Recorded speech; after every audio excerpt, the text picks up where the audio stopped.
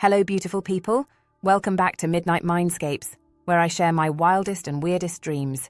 Tonight, I somehow managed to turn a normal camp day into pure chaos.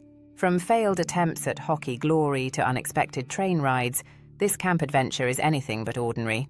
Buckle up for a wild ride filled with awkward moments and surprises.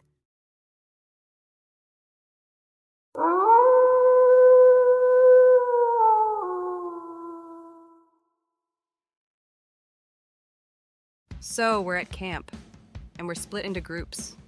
Naturally, I chose the hockey group. Being the only girl? Absolutely my vibe. We had to check in by entering our birth date into a computer, which should have been easy. Except one of the guys thought it would be super helpful to hover over me and press random numbers. After a few seconds of dodging his weird interference, I gave up, resisting the urge to strangle him. I waved down the camp lead, who looked like my old cheer coach, and told her I couldn't get the job done. She sent me over to the other lead to manually check in. I wasn't too upset about missing out on the first part of the game, so I sat with the lead and people watched. That's when I saw my ex on the ice. LOL. I guess it made sense with him being a former hockey player, but still, of all the days. While I was having a good laugh about it, I casually brought up my single guy friends to the lead. "Do you have any single friends?" I asked.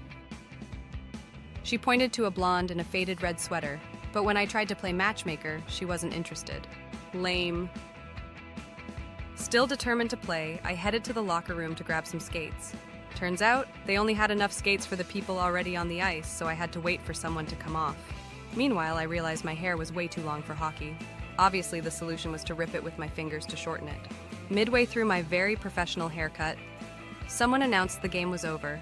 Guess I wasn't meant to play after all. Next up was an activity by the riverbank.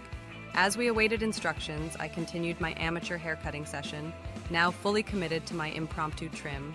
We all piled into a train to head down the beautiful river. That's when things took a turn. Literally. The front of our train got hit by another, sending the front cars flying off the tracks and pulling the rest of us with it. Fortunately, we were in the middle-to-back cars, so no one got hurt. But now we were stranded in the river. What the fuck? The camp lead told me to contact the other leader. I used Siri on the Apple Watch that appeared on my wrist, but of course I couldn't figure out how to see the whole message and had to ask someone for help. We figured out that we needed to meet them at zone 7690. That's when the big twist hit us. This was a survival test. I quickly took charge, because clearly I was the only one ready for this, and started organizing everyone into groups for the boats. We paddled to a nearby island full of huge purple and white flowers with a cute little shack. I suggested we start the journey with a snack since we didn't know when we'd be able to eat again. I flipped through the survival book and found the purple flowers growing around us. They were these open-cupped plants with little antennas sticking out in the center, like watermelon seeds. I found the funny name for them in the book, the jiggermelon buds. Interesting. I handed it to the group to confirm they were safe to eat, but in their excitement, they lost the page. I just shrugged and stayed back to chat with the camp lead. I was telling her about a leadership class I took and how excited I was to put it into practice. She agreed I was already doing a great job. After that, I decided to explore the shack nearby.